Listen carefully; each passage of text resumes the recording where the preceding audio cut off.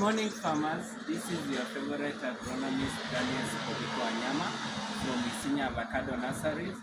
Siaya Avocado Nurseries is one of the leading avocado producers in Kajiado County. We have another branch in Molo and Mulot.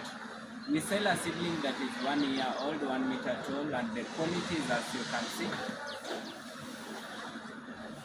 I want to let farmers know that on 7th and 8th of November 2025, we will be in Siaya County, Seagroot Farm, one of the leading avocado producers in Siaya County. They have more than 60 acres of avocado, and we will be there to showcase about our seedlings and also to train farmers on how to take care of the avocado and how to get quality export fruits for their market. So we welcome all the farmers to come on 7th and 8th of November at Siaya County, Seagroot Farm. It is in Ukwala. It is free.